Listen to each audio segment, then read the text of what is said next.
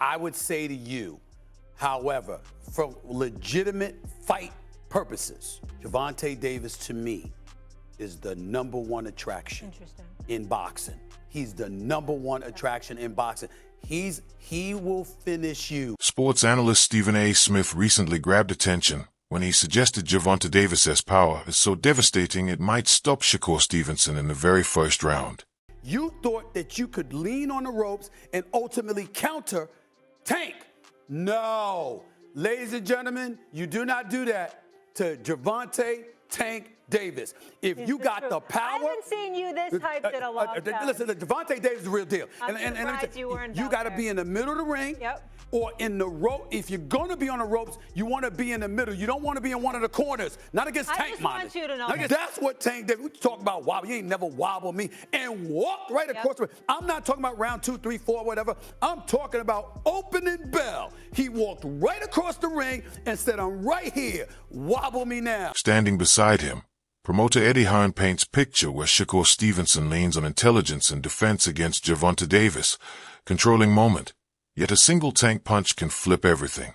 I think I don't know how good the fight will be, but I think Shakur is, again, like pound for pound, IQ-wise, I think he's even up there with a Terrence and those kind of guys, you know. I think the difference with Boots is he's got the defensive mastercraft and he also has the aggressive power to turn your lights out, and I think that's quite different.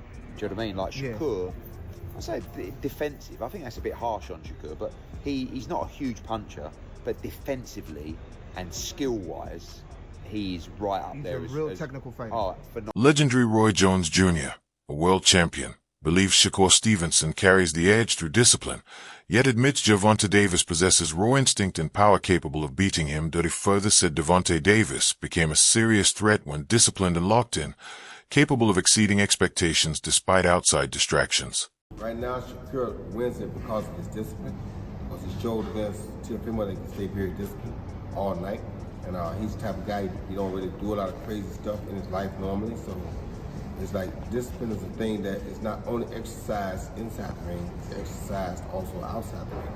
And as we see, sometimes Gervonta has problems with discipline. But we have never seen Shakur have problems with discipline. We've seen him be more disciplined at the right times than we've seen him not have discipline. So with the fight being like it is right now, I would lean towards Shakur because of his discipline, but don't get it twisted. If somebody could beat him, Tank Davis would be that person because of his intention. Shakur Stevenson said he was the bigger draw than Gervonta Davis and claimed one victory would crown him the true face of division. When Tank is disciplined and got his mind on right, Tank's a problem for anybody. Tank can fight better than most people think he can.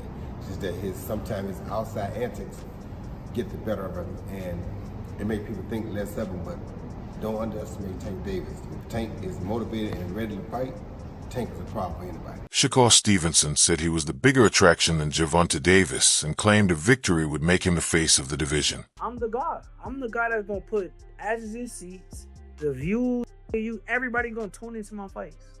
If we could act like it was the A side of this fight just because you got the belt.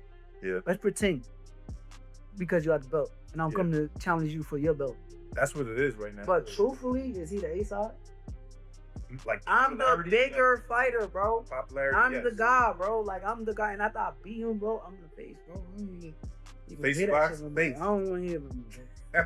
Shakur Stevenson hinted he was entering the fight there on a whole different level, convinced fans would witness a sharper, evolved version of himself on fight night. This one of them kind of fights where it's like I remember people watched me with Jamel Herring and they felt as though I was the best fighter in the world then. So I think that's gonna be what comes Saturday night. I think they're gonna get that version of me, but 10 times better. And now, former American professional boxer Jamel Herring pushes back, saying Shakur Stevenson has already proven himself and deserves to stand right alongside Gervonta Davis. Can't be selective, but then say Shakur Stevenson ain't do nothing. That's what I'm just speaking as just a fan. You know what I mean? Like Shakur, the three-time, 3-divisional world champion, unified world champion.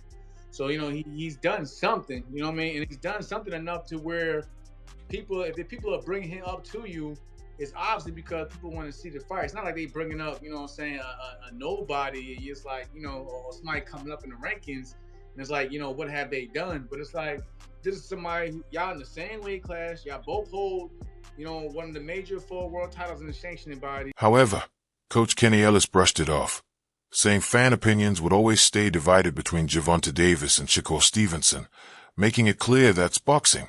If the fight happens, it happens. If not, the debate continues. All day with that shit. And you're going to have Gervonta fans and you have Shakur fans. That's the sport. Yeah. You know what I'm saying? Mm-hmm. Don't let it stress you out. This shit is crazy. If they fight, they fight. If they don't, well, they don't, you know? Shakur Stevenson claimed he had already solved Gervonta Davis, saying he knew exactly what was coming and believed he moved on a completely different level, adding his versatility lets him fight any way he wants, confident he controls the fight on his terms. The thing is, right, and this is why he's not going to be able to beat me. He got one style that he can do. So I know what he's bringing. I know what he's coming with. He's coming straight in, coming straight ahead at me to throw non-stop punches the entire night. There's nothing different that he's going to do. I'm levels above him because I know that I can do whatever I want. So it depends on what I decide to do that night and how I want to go in there and fight. You know, sometimes I fight in the pocket. Sometimes I move a little tiny bit, but it depends on how I want to fight that night. Shakur Stevenson made it clear he was chasing the biggest fight in boxing against Gervonta Davis, saying everyone already knew what he wanted, pushing hard for the matchup to happen, leaving no doubt about his target. Finally. What's next? I told you I want the biggest fight in boxing. Y'all already know what I want, so let's make it happen. Shakur Stevenson said he had always respected both Gervonta Davis and Devin Haney as top fighters over the years. However, Stevenson made it clear he always believed he was the best among them, adding that even if they wouldn't say it publicly, deep down they knew it too. Yeah, I felt like them guys was hell of a fighters. Through the years, I done gave these guys credit. But when it really come down to it, I always knew I'm the one. Mm-hmm. Like, I always knew. And I feel like deep down, like, they probably won't say it, but they know. They know. Shakur Stevenson made it clear he was ready to face Gervonta Davis, saying if there was any issue, it should be settled in the ring, challenging Davis to sign the contract and step under the bright lights in front of millions. But like I said, if any fighter have an issue with me, because I feel like Tio was jealous of me. And I told him this several times. Any fighter have any issue with me, let's do it. Sign the contract, turn the lights on bright, let millions come around the seats to see what's happening and pull up on. Meanwhile, Timothy Bradley highlighted the criticism around Gervonta Davis, noting many questioned his resume and the level of opponents he faced, wondering how much credit Shakur Stevenson would truly earn for beating Davis, suggesting the reward might lean more toward money than recognition. You know, you already know the perception of Tank by many of the boxing pundits, and it's the fans of boxing. You know, you already know how they feel about Tank Davis when it comes to, you know, I hear people talk about his resume. I hear people talking about, well, he's only one division champion. He really only won one belt. You know, the guys that he's faced, you know, he hasn't faced a top tier elite fighter, so on and so forth. So with that being said, why even want to entertain a fight with Tank Davis? I mean, how much credit are you going to really get, Shakur, besides the money, right? Tim advised Shakur Stevenson to stop chasing Gervonta Davis, saying it risked making him look desperate. He stressed Stevenson had too much skill and value to the sport to keep pushing for one fight, warning it could hurt his image and bargaining power. I would advise you, leave Tank alone, man, for real. No need to keep beating on a dead horse, man. You know, you too skilled. You know, you got too much value for the sport. You got too much value for, you know, the sport of boxing and your career, man. And, you know, it just doesn't look right you chasing a guy. You know, you call him out once, you know, maybe twice, but then after that, bro, like, hey, let it go. Let it go. Now you looking desperate. You know, now you looking like you need him. And on top of that, you putting a price tag, if you were to fight him, on yourself. Moreover, former professional football tight end Shannon Sharpe said Gervonta Davis was the biggest money and legacy fight for Shakur Stevenson, while Chad Johnson added that Lamont Roach Jr. would be the more technical chess match. Stevenson agreed, calling Roach underrated and even suggesting he had done enough to beat Davis despite the missed knockdown call. I think Tank is the money fight. You know, not only will that help cement your legacy at the lightweight division, I think that's the fight, Shakur, that's going to pay you the most money. I think Tank is the money fight, but the fight that would interest me the most, the one I think would be the best chess match, would be Brother Roach. I think that Lamont is very underrated. I'm glad because a lot of people don't realize how good he really is. You know, a lot of people think that Lamont actually beat Tank in that fight. What do you think?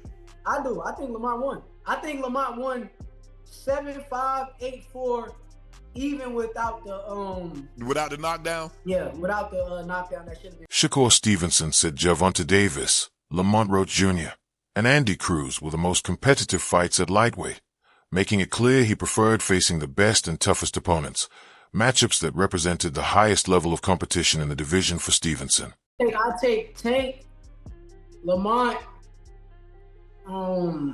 lightweight.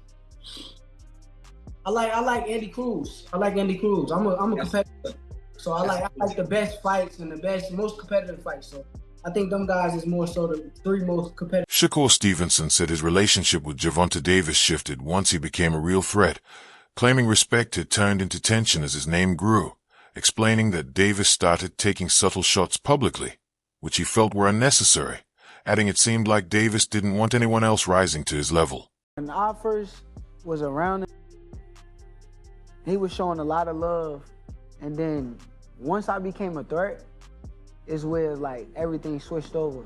Once like people started talking about me and my name started getting bigger, then it was like I'll go fight and I'll get on Twitter and he'll like post, oh, he did that because it was a cab driver, or he'll just post some like hating ass shit, to where like it was unnecessary to go do that, cause like I thought we was like cool type shit.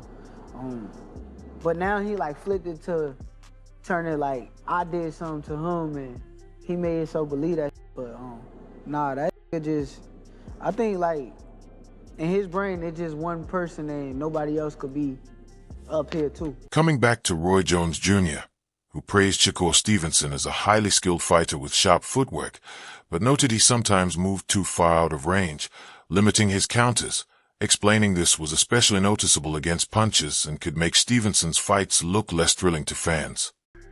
Shakur Stevenson. Shakur Stevenson is a very good fighter, but you gotta learn, and I will hope he will pay attention to this because this is gonna mean a lot for him.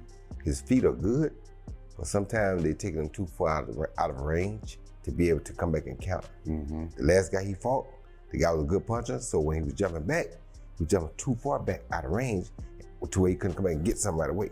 You understand me? And for the fans, it starts to look bored. Jones agreed that Gervonta Davis showed elite discipline, patiently setting up punches with precision and timing, explaining Davis read openings carefully before committing, striking only when certain. Jones described him as a chess player in the ring, thinking several steps ahead, adding that this calculated style made Davis one of the most dangerous fighters in boxing. Do you agree with that? Of course I agree with that because he shows discipline. Discipline enough to have, he got enough shock on his punch, but he knows how to set the punch up before he does it. He's patient enough to set it up before he does it. He looks at it a few times to make sure he got it. When you know he got it, boom, he get it. That's a real chess player in the boxing ring. That's the most deadly kind of guy in the world besides a Mike Tyson type guy in boxing. A guy that can play chess in that boxing ring is a killer, and that will take it. Shakur Stevenson reflected on that fight, emphasizing the importance of discipline and pacing in the ring, pointing out that unlike Frank Martin, a fighter can't waste energy early or get drawn into needless exchanges, because once fatigue sets in, a powerful opponent like Gervonta Davis will strike. He highlighted that staying calm, following a smart game plan, and controlling distance are key to surviving and potentially winning against someone with Tank's knockout power. It was a professional versus an amateur. Frank Martin lost the fight in round one. When Tank walked out and made him do exactly what he wanted him to do, he lost the fight. Frank went out there and just wasted a lot of energy in the first 3 or 4 rounds. And by round 5, round 6, especially with the weight problems that he was having, he got tired. And once he got tired, his ball game, Tank lined him up and got rid of him. Gervonta Davis's training camp is built around explosive power and precision, with every session focused on fight-ending punches. He spends long hours on the heavy bag and mitts, sharpening timing and ensuring each combination is fast, accurate, and deadly.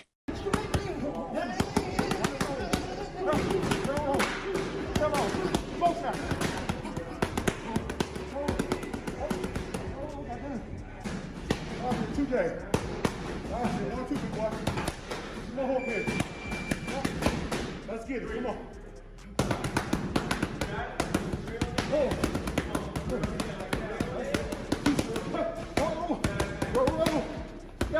Get out of there. Again, huh? Right hand, left hand, hold. That's the third day. No, 1, 2, hold on. No. Ooh, 1, 2, hold on. His goal isn't just to outbox opponents, but to land shots that can instantly turn the fight. His sparring sessions are intense and fiercely competitive, designed to mimic real fight pressure. Tank works on reading opponents, setting traps, and firing devastating counters, while pushing his conditioning to the limit to maintain power and explosiveness from the first round to the last without fading.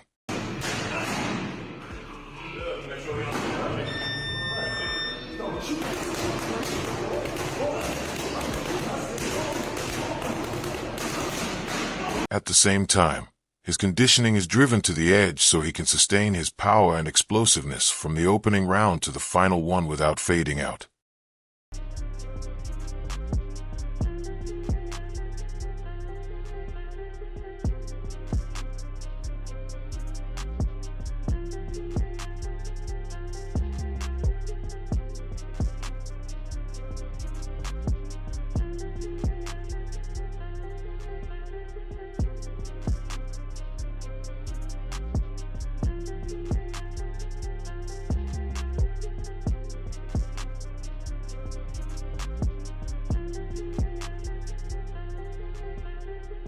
As the fight nears, his camp grows even sharper and more dangerous, blending precise technique with peak physical conditioning.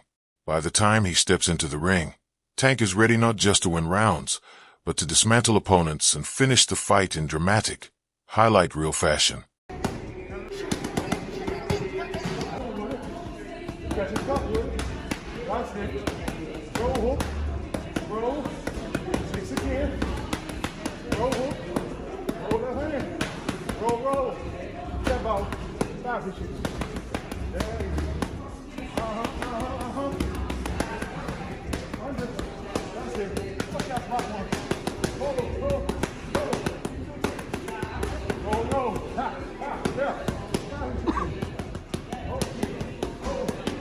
However, his opponent, Shakur Stevenson, would have a training camp for a potential fight against Gervonta Davis that's incredibly intense and highly strategic. Every session would focus on defense, timing, and precision to withstand Tank's devastating knockout power, while Stevenson works tirelessly on footwork, counterpunching, and distance management to avoid big shots and seize every opening.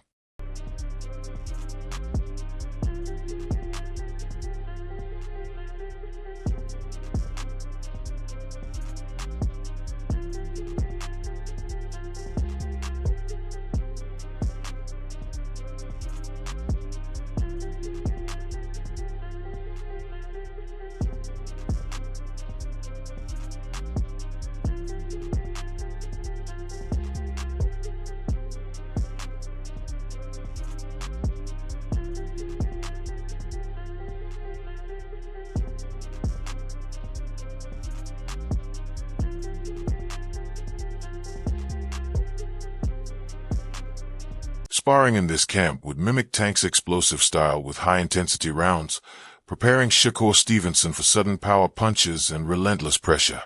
Pad work would focus on sharp, precise combinations, and defensive reflexes, ensuring he can control the pace of the fight and react intelligently under pressure.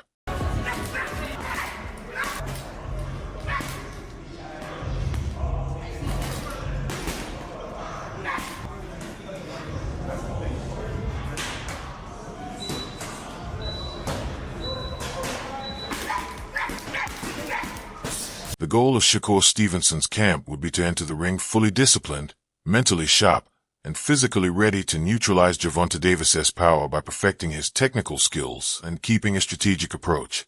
Stevenson aims not just to survive Tank's offense, but to impose his own game plan and control the fight strategically.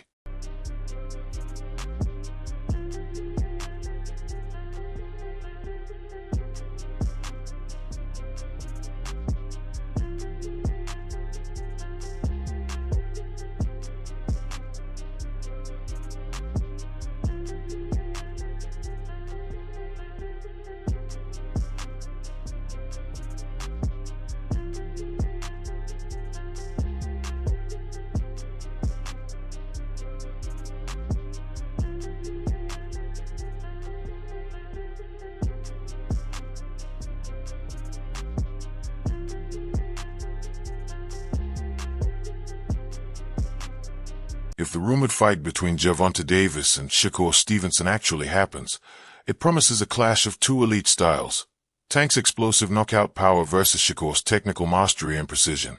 Fans are already debating who holds the edge, and every training update only fuels the hype. The big question: can Shakur outbox and outsmart Tank's power, or will Tank's relentless aggression and knockout ability decide the fight early? Who has the strategy to dominate when the bell rings?